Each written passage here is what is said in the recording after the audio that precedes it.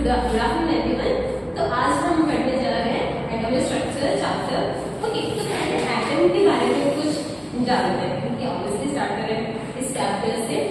तो एटम, जब आपका नाम मतलब एटम सुने को जब आप नाम सुनते हो तो जॉन डाल्टन के बारे में तो आप सुना ही होगा, राइट? उसने तो डिस्कस किया था एटम के बारे में। उसने हमें बताया था कि एटम क्या होता है।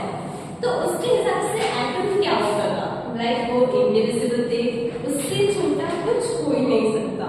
लेकिन हमें तो पता है उसके कि एटम के अंदर इलेक्ट्रॉन्स होते हैं, प्रोटॉन्स होते हैं और न्यूक्लियस होता है। न्यूक्लियस के अंदर जो प्रोटॉन्स रहते हैं, राइट? ये तो हमें पता ही है।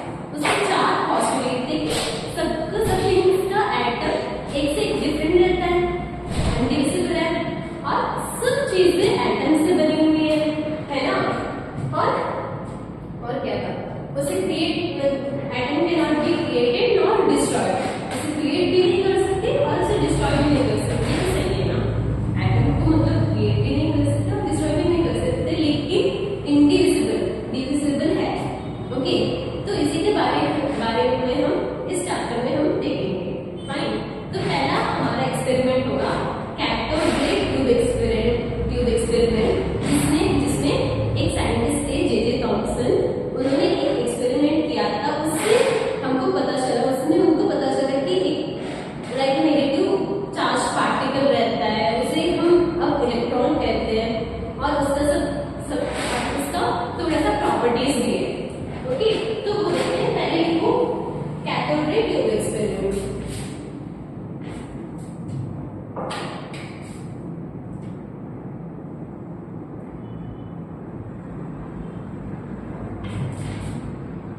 Cathode ray tube experiment.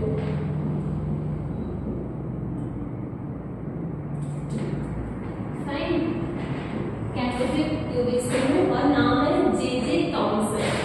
तो साइंटिस्ट का नाम अच्छे से याद रखना, वो भूल मत जाना क्योंकि बहुत इंपॉर्टेंट है, बहुत ज्यादा, राइट? कुछ भी हो जाए इवन आप ये प्रोसीजर जो भी यहाँ पे हो रहा है एक्सपेरिमेंट वो भूल जाओ, लेकिन साइंटिस्ट के नाम मत भूलना। मतलब इस चैप्टर में टोटल 4 साइंटिस्ट है जिन्होंने इलेक्ट्रॉन, न्यूट्रॉन, प्रोटॉन और न्यूक्लियस भी डिस्कवर किए थे, तो वो बहुत ज्यादा इंपॉर्टेंट है। ओके, तो लिख देते हैं हम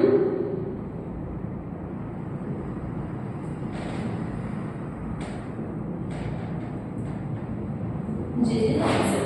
फाइन। उन्होंने क्या किया, मतलब देखो हमारे साइंटिस्ट ऐसे थे कि सब लोग एक्सपेरिमेंट कर रहे थे। तो ये जे थॉमसन ने एक एक्सपेरिमेंट किए। उसमें क्या था, उन्होंने इलेक्ट्रॉन की डिस्कवरी की। तो उन्होंने क्या किया, पहले तो एक डिस्चार्ज ट्यूब दिया। डिस्चार्ज ट्यूब क्या होता है? देखो डिस्चार्ज ट्यूब ऐसा होता है कि जिसके अंदर वो अगर कुछ हीट वेव्स प्रोड्यूस हो रहे हैं तो वो बाहर नहीं जाएगी, कुछ चार्ज वगैरह इलेक्ट्रिक चार्ज अंदर प्रोड्यूस हो रहे हैं तो बाहर नहीं जाएगी। ऐसा कुछ ट्यूब रहता है कि जिसके अंदर जो भी हो रहा है वो उसके अंदर ही रहेगा, उसके बाहर नहीं जाएगा। फाइन। एक ट्यूब रहता था डिस्चार्ज ट्यूब। ओके, और यहाँ पे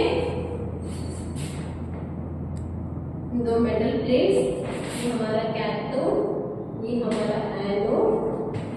फाइन। और ये कनेक्ट कर दिया एक बैटरी में जो कि 10,000 वोल्ट था। मतलब बहुत ज्यादा करंट, बहुत ज्यादा। 10,000 वोल्ट, जरा सोचिए कितना ज्यादा करंट होगा, राइट? क्योंकि हमारे में जो लाइट मतलब बिजली आती है आपके घर में वो सिर्फ 220 वोल्ट है और जरा सोचिए कि 10,000 वोल्ट है, 10,000।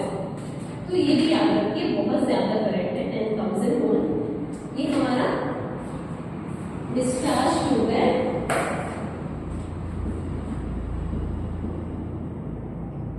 डिस्चार्ज ट्यूब, ये कैथोड, ये हमारा एनोड।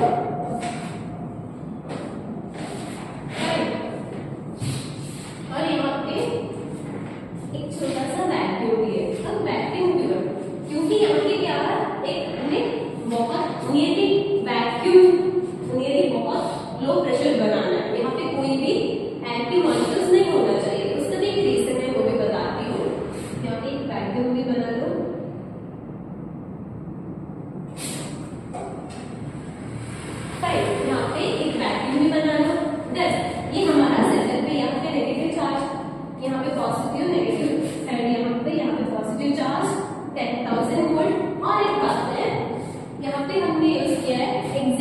सल्फाइड।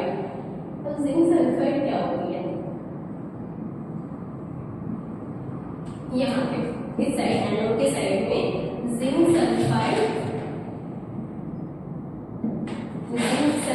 जो कि ये होता है कि एक फ्लोरेसेंट मटेरियल है। ओके, फ्लोरेसेंट मटेरियल, फ्लोरेसेंट मतलब क्या होता है, लाइक आपने देखा होगा कि मेला में जो बैंगल्स मिलते हैं लाइक डार्क में ग्लो करते हैं, आपके रूम में भी होगा, लाइक आप लाइट ऐसे डाल के लाइट बंद करोगे तो वो ग्लो करेगा, रहता है ना, आपने देखा होगा। तो उसे कहते हैं फ्लोरेसेंट मटेरियल, मतलब कुछ एनर्जी एब्सॉर्ब करके रखेगा, जब वो एनर्जी नहीं होगा तो वो ग्लो करेगा। ओके, वो यहाँ पे क्यों रखा है, क्योंकि अगर इनका ये मानना था कि अगर कुछ पार्टिकल्स इस साइड से इस साइड आ रहा है तो ऑब्वियसली नहीं दिखेगा, हमें तो दिखाई दे रहा है नहीं ना, तो यहाँ पे नहीं दिखेगा, लेकिन क्या होगा, उसकी प्रेजेंस पता चलेगी इस ZNS के थ्रू, इस फ्लोरेसेंट मटेरियल्स के थ्रू। अगर कुछ आ रहा है तो ये क्या करेगा, ग्लो करेगा।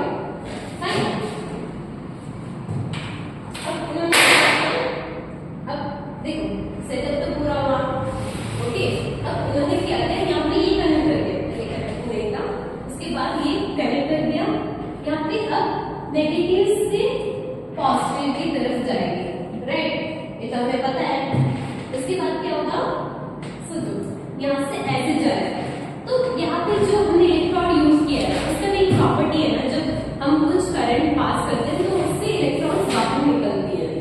ये तो मतलब इलेक्ट्रॉन्स अभी फिल्म हमें मतलब मिला है, लेकिन कुछ तो निकलती है। तो यहाँ पे क्या हुआ, ऑब्वियसली 10,000 वोल्ट है, बहुत ज्यादा है, तो यहाँ से निकल के ऐसे जाएगा, तो यहाँ से कुछ रेस इस तरफ जाएगी।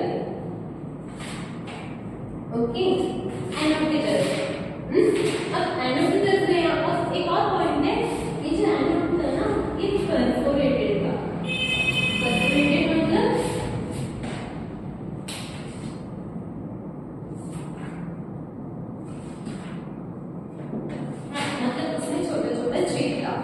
इस एनोड के प्लेट में इन्होंने क्या किया, छोटा होल्स बना लिए। होल्स क्यों, क्योंकि अगर कुछ रेस आ रही है तो ऑब्वियसली अगर होल्स नहीं बने तो ऑब्वियसली वो वहां पे शैडो क्रिएट करेगा ना, तो वो नहीं हो सकता है। तो इन्होंने क्या कर दिया, यहाँ पे छोटे छेद कर दिया, तो ताकि ये जो वेव्स आ रही है इसके थ्रू अच्छे से पास हो जाए, और अगर कुछ वेव्स आ रही है तो ये ग्लो कर सके अच्छे से।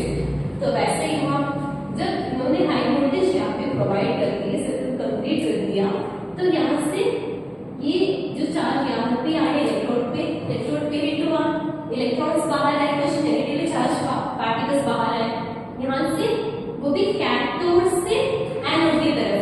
तो ऑब्वियसली बात है कि ये नेगेटिवली चार्ज पार्टिकल है ना, ऑब्वियसली कहाँ पे जा रही है, इस साइड पे जा रही है, एनोड की तरफ जा रही है ना, मतलब पॉजिटिव साइड की तरफ जा रही है, तो वो नेगेटिवली चार्ज पार्टिकल है, और इस तरफ जा रही है और ZNS ग्लो कर रही है।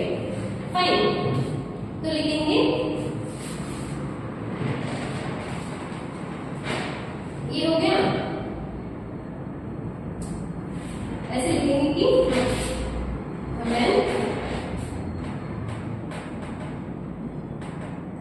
High temperature when high voltage is applied,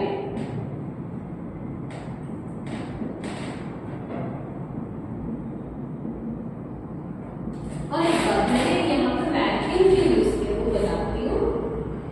यहाँ पे वैक्यूम इसलिए यूज किया कि यहाँ पे कोई एयर पार्टिकल्स या कोई गैस पार्टिकल्स ना हो। अगर गैस पार्टिकल्स रहते तो क्या होगा, इससे एक और प्रॉपर्टी है वो बताती हूँ कि अगर गैस पार्टिकल्स है तो अगर तुम्हारे रास्ते में कोई है तो तुम अच्छे से ट्रैवल कर सकते हो तुमने, इसलिए यहाँ पे क्या किया, वैक्यूम यूज किया, और जो एयर पार्टिकल्स थे इन्हें मिटा दिया, कंप्लीटली, मतलब नियरली टू वैक्यूम नहीं था, नियरली टू वैक्यूम था। When high voltage is applied in low pressure,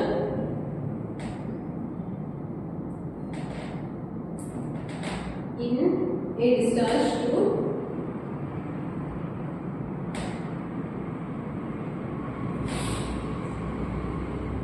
air is travel towards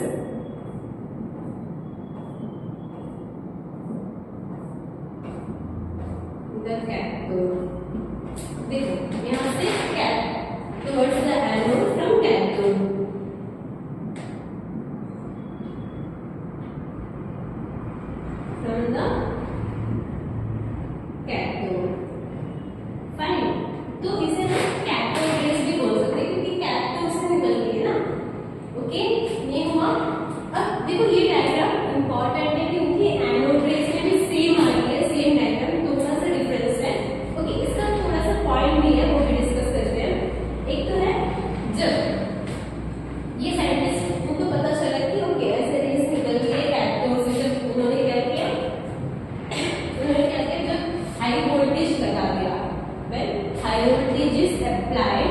in very low pressure or negative vacuum in a discharge tube, the rays travel from towards anode from the cathode. These type of rays are called cathode rays. हो गया? अब इन्होंने क्या किया, एक छोटा सा wheel रख दिया, पेपर व्हील, ओके, और जब इन्होंने ये रेस उसके ऊपर ऐसे मतलब लगा दे रहे हैं, टॉर्च लगाते हैं ऐसे, तब क्या हुआ, वो रोटेट होने लगा। रोटेट होने लगा मतलब उसमें क्या, एक मास दी है, उसमें क्या होगा, मास है, ऑब्वियसली अगर कुछ तो अगर रोटेट कर रहे हैं तो ऑब्वियसली उसमें मास होगा, राइट। आपने देखा होगा कि जो पानी का लाइक रियल टाइप देखा होगा ना, उसमें ऐसे फ्लो होता रहता है, वैसे भी ये फ्लो होगा, ओके। एक पॉइंट था कि ये जो हमारे रेस है इट कंसिस्ट ऑफ मास। दूसरा पॉइंट ये था कि जब आप टॉर्च लगाते हो तो किसी का तो शैडो आता है ना, सेम इन्होंने भी ये क्या किया, एक ऑब्जेक्ट के ऊपर इन्होंने ये मारा तो यहाँ पर उसका शैडो क्रिएट हो, मतलब ये कंक्लूजन था कि ये हमेशा स्ट्रेट लाइन पे जाती है, okay. It always travels in straight line, it has मास। और एक पॉइंट है कि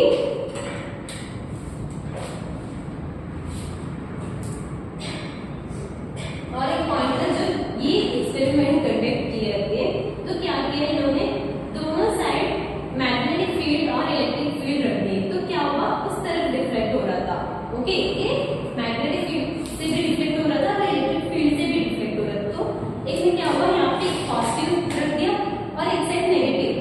अब पता है कि ये तो नेगेटिवली चार्ज है ना, तो ये कहाँ पे जाएगा, नेगेटिव की तरफ कि पॉजिटिव की तरफ, नेगेटिव की तरफ ना, नहीं पॉजिटिव की तरफ जाएगी, क्योंकि ये नेगेटिवली चार्ज पार्टिकल्स है, ओके, वो वहां पे भी डिफ्लेक्ट हो रहा था, फाइन। और एक पॉइंट है यहाँ पे, ये यहाँ पे नेचर ऑफ इलेक्ट्रॉन पे डिपेंड नहीं करता है, याद रखो कि यहाँ पे क्या, ये जो कैथोड रेस है नेचर ऑफ मेटल से, नेचर ऑफ गैस और या इलेक्ट्रोड से डिपेंड नहीं, देखो गैस ही नहीं है तो वहां पे डिपेंड कैसे करेगा, है ना। तो एक तो पॉइंट, ये पॉइंट याद रखो, it does not depend on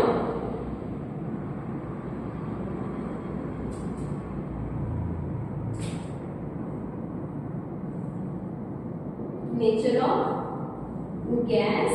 और दूसरा पॉइंट ये कि क्या, इट हैज मास, हमने पहले बताया था, travels in straight line,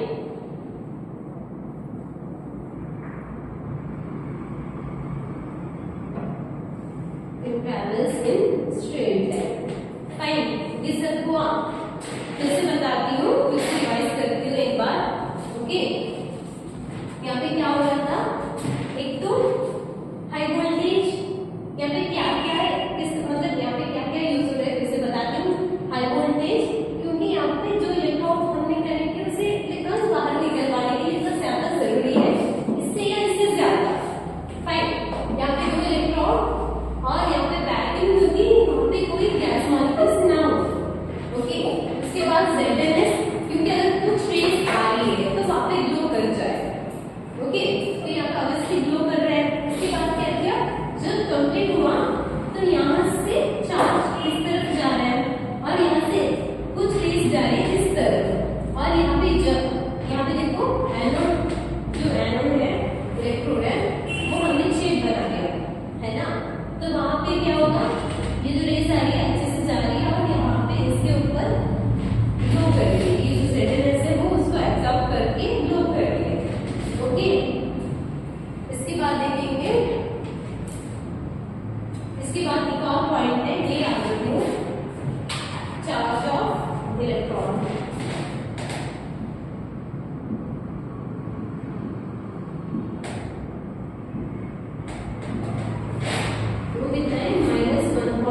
into 10 raised to minus 19 coulomb, और इसका मास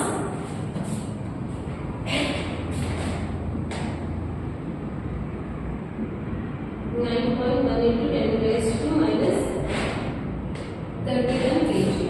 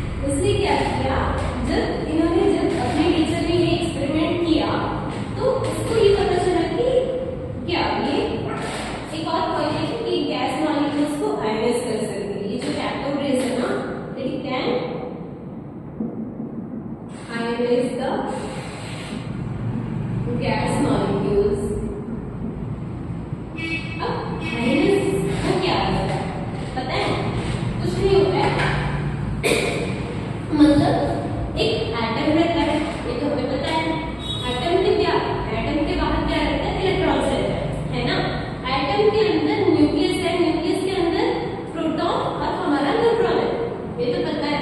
ओके, अब न्यूक्लियस का चार्ज क्या रहता है, पॉजिटिव, ये भी पता है, इलेक्ट्रॉन नेगेटिव, ये भी पता है। अब आयनाइजेशन का मीनिंग होता है कि आपको कितना एनर्जी चाहिए उस इलेक्ट्रॉन, मतलब ये हमारा न्यूक्लियस, ये इलेक्ट्रॉन, आपको कितना एनर्जी चाहिए कि इस इलेक्ट्रॉन को कंप्लीटली बाहर निकालने के लिए, कि ये जो हमारा न्यूक्लियस है ना वो फिर से उसको खींच ना सके। यहाँ पे देखो अट्रैक्शन हो रही है, यहाँ पे नेगेटिव चार्ज, यहाँ पे पॉजिटिव चार्ज, यहाँ पे न्यूक्लियस इसको पकड़ के रखा है ना अच्छे से, है ना।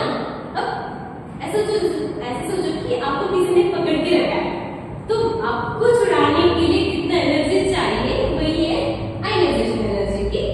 एक एटम से एक इलेक्ट्रॉन को बाहर निकालने के लिए कितना एनर्जी चाहिए, उसे कहेंगे हम आयनाइजेशन एनर्जी। ओके, वो अप्लाई होगा अभी इस एनोड रे में। ओके, यहाँ पे लिखते हैं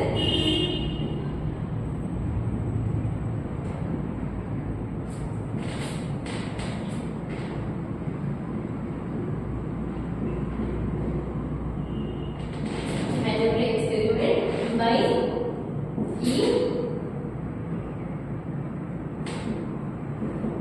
गोल्डस्टीन। ओके, ये हुआ। सेम डायग्राम फिर से बना, मैं फिर से नहीं बनाने वाली हूँ, लेकिन आपको फिर से एक और डायग्राम बनाना है। ओके, आयनाइजेशन आपको पता चल गया होगा ना मोस्टली, ZNS। अब इसको क्या करते हैं, यहाँ तक सेम बना, 10,000 वोल्ट ही है, इसमें कुछ चेंजेस नहीं है, इसमें कुछ चेंजेस नहीं है। यहाँ पे कैथोड है, यहाँ पे 10,000 वोल्ट है, वैक्यूम सब सेम है, लेकिन ये जो हमारा ZNS है ना, इस पे थोड़ा चेंजेस है। और इस बार एनोड तो नहीं, कैथोड को परफोरेट करना, कैथोड भी चेंज कर देना। ओके,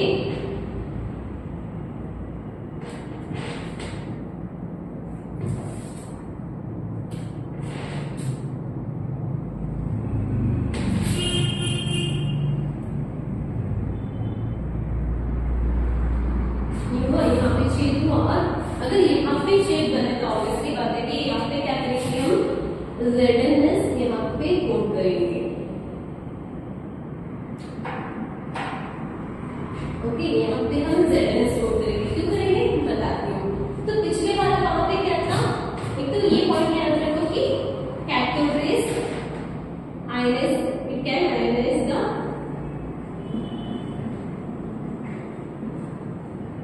गैस पार्टिकल्स, मतलब किसी गैसियस एटम से इलेक्ट्रॉन को बाहर निकलवा सकता है। Okay, fine. ये किसी से ना हमारा गोल्डस्टीन है, जो कि हमारा जेली थॉम्सन का स्टूडेंट था। ओके, तो यहाँ पे वो इसने क्या किया, पहले वाले में कितना था, पहले वाले में बता दें जस्ट 10⁻³ mm Hg, मतलब इतना प्रेशर था। नॉर्मली कितना होता है, 76 सेंटीमीटर ऑफ Hg, उतना ही होता है ना नॉर्मल प्रेशर। तो यहाँ पे देखो पिछले वाले में ये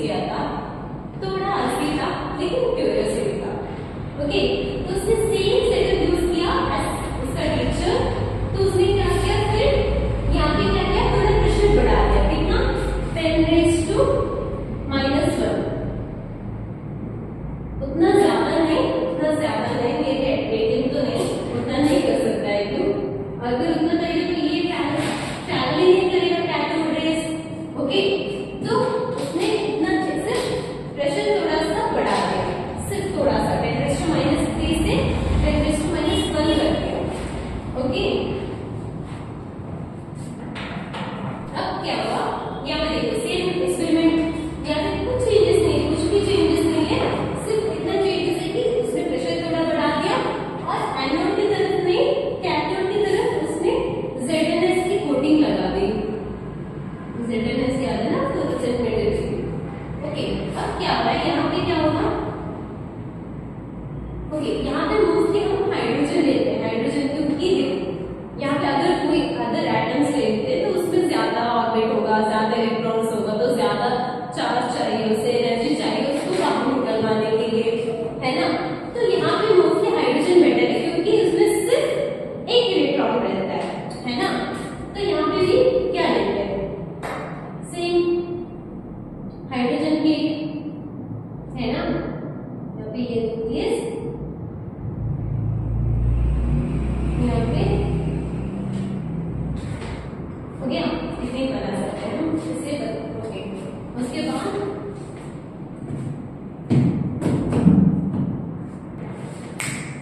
यहाँ पे हमने लिया हाइड्रोजन क्योंकि ये बैटरी इसमें सिर्फ एक इलेक्ट्रॉन रहता है ना, वो हो गया। अब इसका प्रोसीजर क्या है? सेम पहले वाला, कोई चेंजेस नहीं, कोई भी चेंजेस नहीं है। यहाँ पे सिर्फ ये डिफरेंस है कि हमने क्या किया, यहाँ पे ZNS इंट्रोड्यूस किया इस साइड पे, कि कैथोड के साइड पे, और एनोड के साइड पे तो हमें पता ही है कि वहां पे क्या होगा, कि वहां पे यहाँ से यहाँ जाएगा ग्लो करेगी, तो पता ही था स्टूडेंट को, ये पता था। उसने क्या किया, उसने सिर्फ ध्यान दिया, उसने सिर्फ यहाँ पे ध्यान दिया, कहाँ पे, it can ionize the gas particles, मतलब एक गैस पार्टिकल्स को आयोनाइज कर सकती है। ओके, और यहाँ पे वो पॉइंट उसने ध्यान पे दिया, और यहाँ पे क्या किया, उसने प्रेशर बढ़ा दिया। प्रेशर बढ़ाने से क्या हुआ, यहाँ पे गैस मॉलिक्यूल्स आ गए, तो इसके अंदर उसने क्या किया, हाइड्रोजन मॉलिक्यूल्स यहाँ पे रखवा दिए। कितने बेस्ट है, देखो सिर्फ एक ही इलेक्ट्रॉन है, ऑब्वियसली उसको क्या चाहिए, सिर्फ कम एनर्जी चाहिए ना। अगर ज्यादा इलेक्ट्रॉन्स है तो यहाँ पे क्या होगा, प्रोटॉन्स के चार्ज, वहां पे प्रोटॉन्स भी, जितने प्रोटॉन्स उतने इलेक्ट्रॉन्स है ना। और अगर ज्यादा इलेक्ट्रॉन्स बढ़े तो ऑब्वियसली उसको ज्यादा एनर्जी चाहिए एक एटम से उस इलेक्ट्रॉन को बाहर निकलवाने के लिए, है ना। तो यहाँ पे क्या किया, हाइड्रोजन, ताकि बेस्ट है क्योंकि इसमें सिर्फ एक इलेक्ट्रॉन रहता है। ओके, तो यहाँ पे क्या हुआ, स्टार्ट करते हैं। यहाँ पे उसने सेम सेटअप अरेंज कर दिया, ऐसे ही थोड़ा सा चेंजेस किया, मैंने आपको बताया, और प्रेशर थोड़ा सा बढ़ा दिया, 10⁻³ टू 10⁻⁻1 कर दिया। ओके, यहाँ पे क्या हो रहा था, पहले वाले सेम एक्सपेरिमेंट, यहाँ से ऐसे जा रहे थे, यहाँ से ऐसे जा रही है हमारा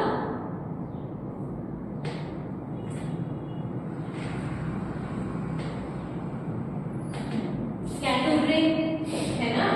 ऑब्वियसली यहाँ से नेगेटिव से पॉजिटिव की जाएगी, यहाँ पे कोई चेंजेस नहीं है, कोई भी चेंजेस नहीं है, नेगेटिव से पॉजिटिव की तरफ जा रही है। ओके, यहाँ से ऐसे गया। अब देखो क्या था, ये पॉइंट क्या था, it can ionize the gas particles. अब देखो पिछले भी क्या था, उसके सामने कोई नहीं था, कोई भी नहीं था, लाइक नेग्लिजिबल था। लेकिन इस बार क्या हुआ, इस बार थोड़े चार्ज पार्टिकल्स है ना। तो अब इसके सामने कौन देगा, एटम, जो कि हाइड्रोजन एटम स्पेशली। तो इसके पास इतना एनर्जी है कि इस एटम, जो भी सामने एटम है, उसको क्या करेगा, उससे जो इलेक्ट्रॉन प्रेजेंट है उसको बाहर निकल पाएगा। अब ये भी हुआ, ये मैं आपको यहाँ पे बताती हूँ। ओके, ये हमारी कैथोड रेज आ रही है, ये जो पोर्शन है ना, तो यहाँ पे बताती हूँ अच्छे से। कैथोड रेज आ रही है यहाँ पे सामने, जिसमें हाइड्रोजन का बहुत सारा है, लेकिन इस आपको एक बताती हूँ। इलेक्ट्रॉन से अब क्या करेगा, इसके पास एनर्जी है, इस कैथोड रेज के पास एनर्जी है, ताकि इससे यहाँ पे इलेक्ट्रॉन को बाहर करवा सकता है। तो ये ऑब्वियसली क्या करेगा, इसको बाहर करेगा। ओके, इलेक्ट्रॉन बाहर गया, अब बचा हुआ यहाँ पे अगर इलेक्ट्रॉन ही नहीं है तो ऑर्बिट किस काम का, ऑर्बिट को भी निकालो यहाँ से। ऑर्बिट होता ही इलेक्ट्रॉन को बाहर करने के लिए, इलेक्ट्रॉन है ही नहीं, ऑर्बिट किस काम का। ओके, यहाँ पे जस्ट बचा हमारा न्यूक्लियस, जो कि पॉजिटिवली चार्ज है, और ये हमारा इलेक्ट्रॉन है, ऐसे लिख देती हूँ, इलेक्ट्रॉन्स। फाइन, इलेक्ट्रॉन बचे, यहाँ पे प्रोटॉन, न्यूक्लियस बचे। ओके, अब देखो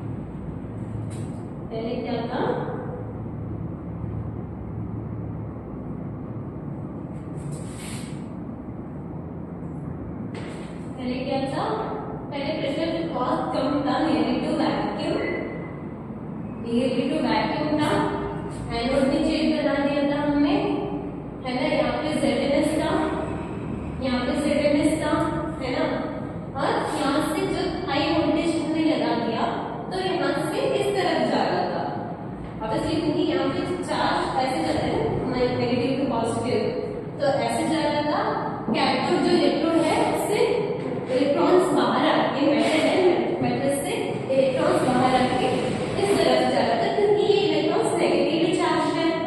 तो एनोड की तरफ पॉजिटिव की तरफ जा रहा था, उसमें छेद था, उसके पीछे ZnS थी, वो ग्लो कर रहा था। और उसका प्रॉपर्टीज क्या क्या था? एक तो स्ट्रेट लाइन, कैसे पता चला कि एक ऑब्जेक्ट के ऊपर कैथोड रेज को ऐसे हम टॉर्च मारते हैं ना, वैसे कैथोड रेज को भी ऐसे किए थे, तो उसका परफेक्ट शैडो आ रहा था। ओके, तो उससे पता चले कि वो स्ट्रेट लाइन में जाता है ना। वरना अगर वो टेढ़ा मेढ़ा होके जाता तो ये ग्लो करता नहीं, या मतलब इसके पीछे ही लगा दिए थे ना। अगर वो ऐसे जाता तो पता चलता? ऑब्वियसली नहीं। ओके, वो स्ट्रेट ही गया था, इसलिए डायरेक्टली यहाँ से छेद से होके ZnS में गया, इसलिए एक ग्लो किया, स्ट्रेट लाइन पास करता है।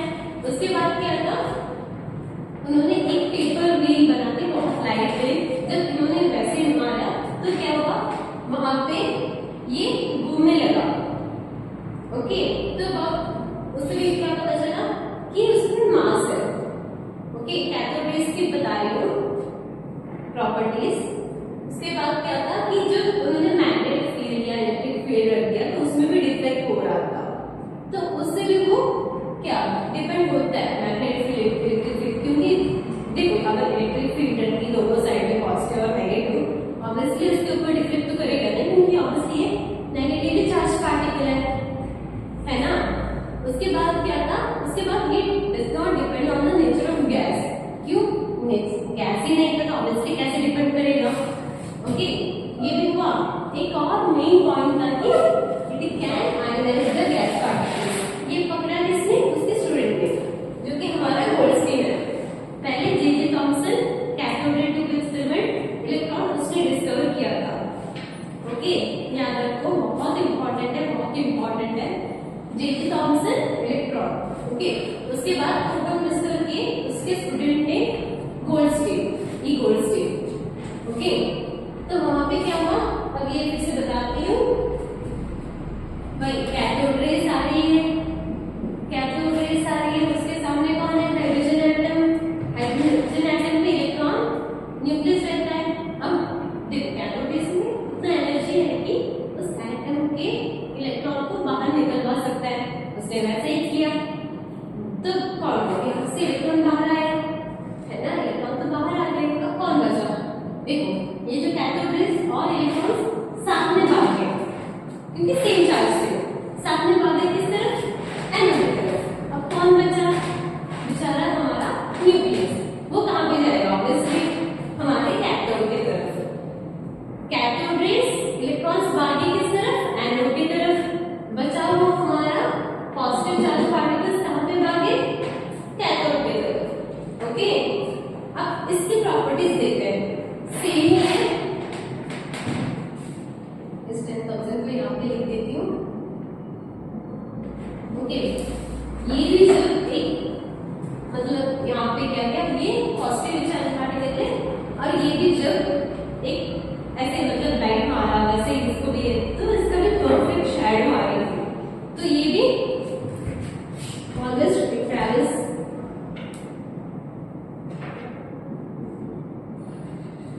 in a straight line.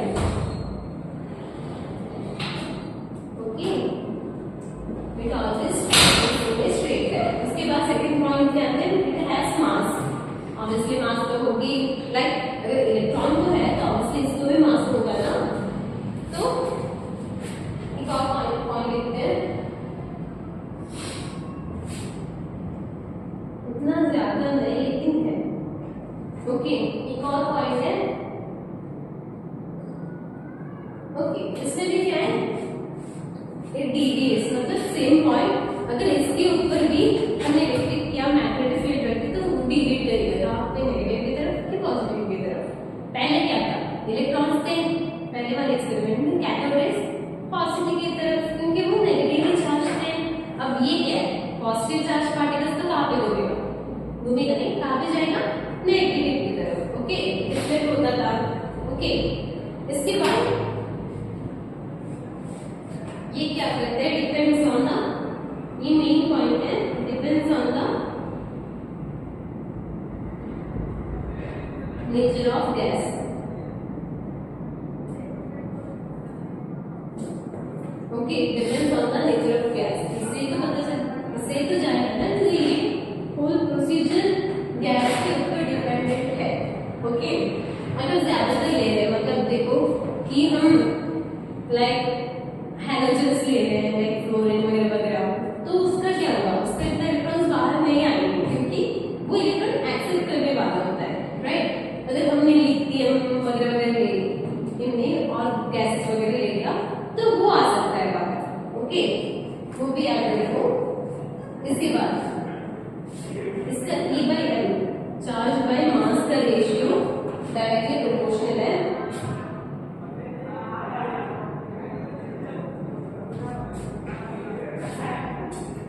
by m is inversely proportional to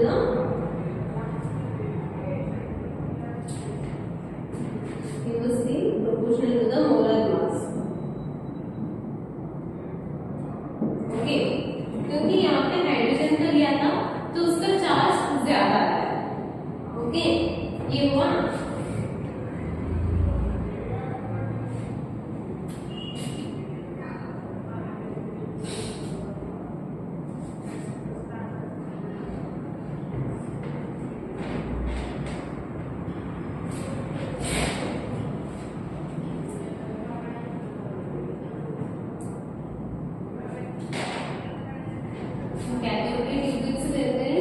J.J. Thomson and noted to experiment by Goldstein. Okay.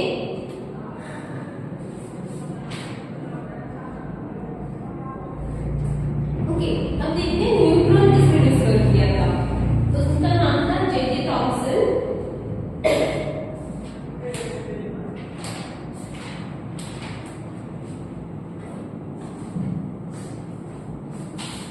तो इलेक्ट्रॉन का हुआ किसने? J.J. थॉमसन. उसके बाद प्रोटॉन, उनके स्टूडेंट ई गोल्डस्टीन. ओके, अब देखते हैं डिस्कवरी ऑफ न्यूट्रॉन.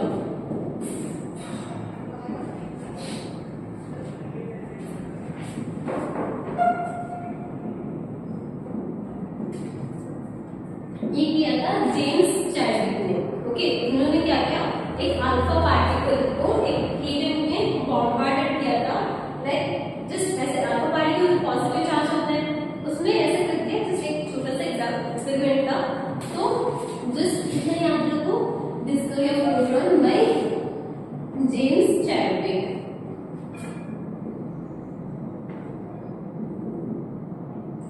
ओके, अब कितने साइंटिस्ट हुए? 3. J.J. थॉमसन इलेक्ट्रॉन और प्रोटॉन का गोल्डस्टीन, न्यूट्रॉन जेम्स चैडविक. अब न्यूक्लियस ही बचा है ना, तो वो भी देखते हैं. उसमें हमारा रुदरफोर्ड. ओके, उसका एक अल्फा पार्टिकल स्कैटरिंग एक्सपेरिमेंट है. देखो, अल्फा पार्टिकल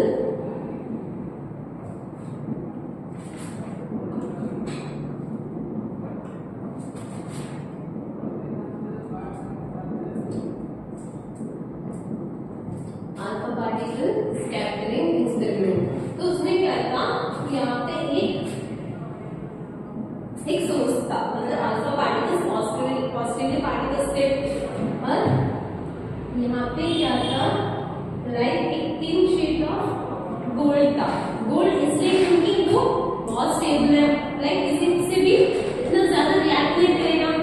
और ये जो हमारा रुदरफोर्ड था वो बहुत रिच था. लाइक वो सिल्वर भी यूज कर सकता था, लेकिन उसने गोल्ड यूज कर दिया. ओके, ये हमारा रुदरफोर्ड. ओके, और यहाँ पे एक और पॉइंट है. यहाँ पे क्या करना है? यहाँ पे पूरे एक्सपेरिमेंट में इन्होंने जिंक सल्फाइड से कोटिंग किया था, एक फ्लोरोसेंट मटेरियल से कोटिंग किया था, क्योंकि इनको ये पता चले कि अगर कुछ रेस आ रही है, कुछ भी बाहर से भी जा रही है, तो इनको पता चल जाए. ओके, तो इन्होंने क्या किया? पूरी तरह ढक दिया. थोड़ा सा हिस्सा छोड़ देते हैं, इनको करना है. ओके, यहाँ पे क्या था? हमारा गोल्ड फॉइल, जो कि बहुत थिन गोल्ड फॉइल था. अब सिल्वर फॉइल तो देख चुके होगा ना काजू कतली के स्वीट में.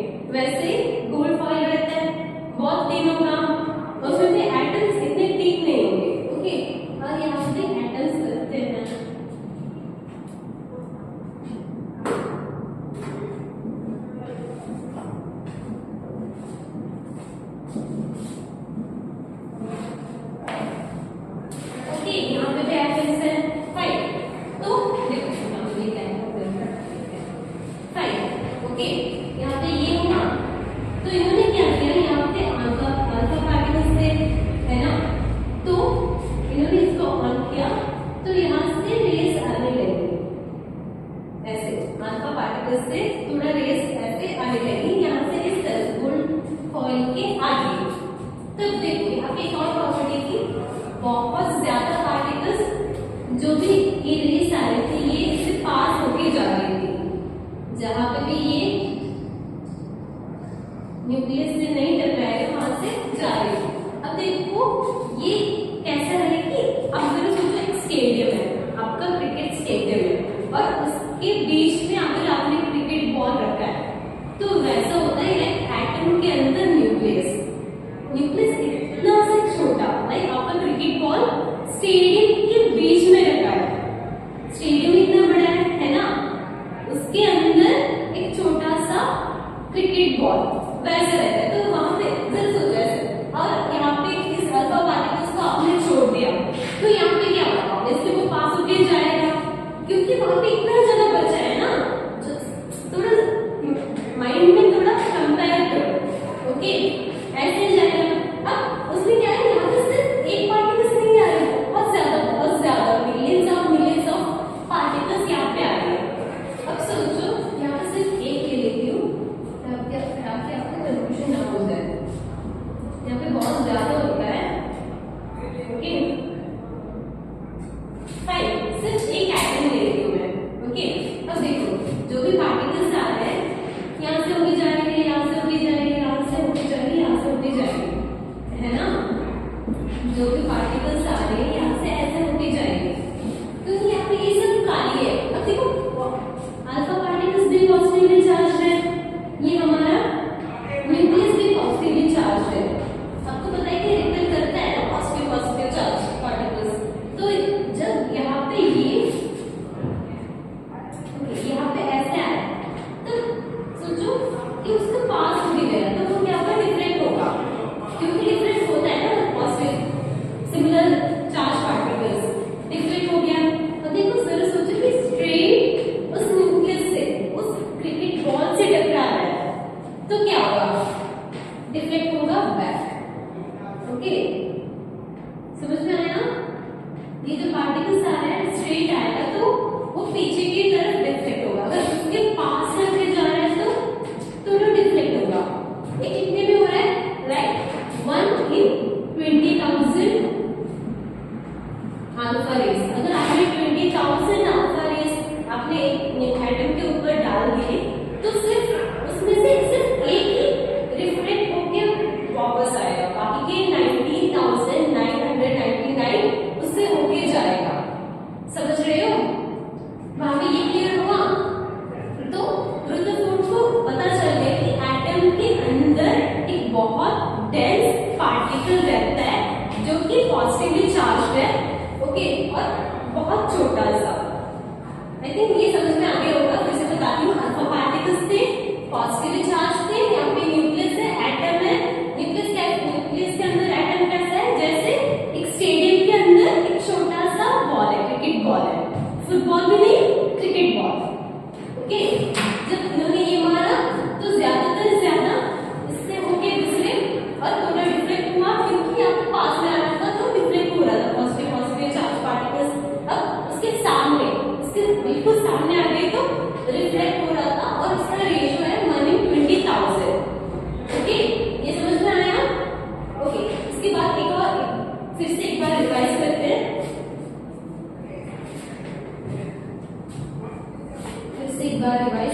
तो कैथोड रेज में क्या था, एक डिस्चार्ज ट्यूब था, उसमें हाई वोल्टेज होने लगा दिया इन लो प्रेशर, और उसमें क्या था, सीधा गया एनोड की तरफ, उससे पता चला कि वो नेगेटिवली चार्ज पार्टिकल्स है ना। तो क्या था, कैथोड रे ट्यूब एक्सपेरिमेंट।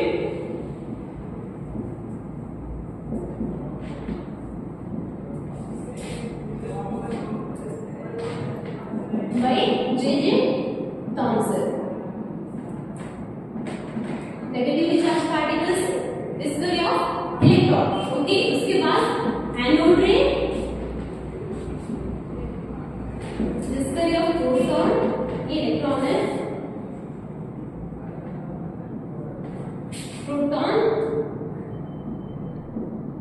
किसमें, हमारा गोल्डस्टीन में। उसके बाद आया ये डिस्कवरी ऑफ न्यूट्रॉन,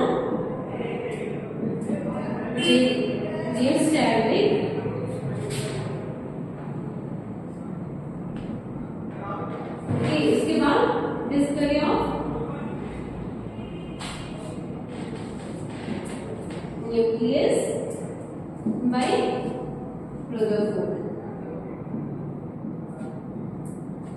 हुआ। और इसमें क्या था, कैथोड रे ट्यूब एक्सपेरिमेंट हुआ। उसके बाद एनोड रे ट्यूब एक्सपेरिमेंट में उन्होंने क्या किया, प्रेशर बढ़ा दिया, गैस के मॉलिक्यूल्स आए, तो वहां पे क्या आयनाइजेशन हुआ और जो आयनाइज्ड पार्टिकल्स है वो कैथोड की तरफ गए और कैथोड रेज और इलेक्ट्रॉन्स गए एनोड की तरफ। वो हुआ, ये भी हुआ। इसमें क्या था, अल्फा पार्टिकल्स एक हीलियम में उन्होंने बॉम्बार्डेड कर दिया, कुछ तो कर दिया, और वहां पे न्यूट्रॉन की डिस्कवरी हुआ। और न्यूक्लियस में क्या होता था, अल्फा पार्टिकल्स एक गोल्ड कॉइन में उन्होंने डिस्चार्ज कर दिया और वहां से उनको पता चला कि डेंस पार्टिकल्स है। ओके, अब देखते हैं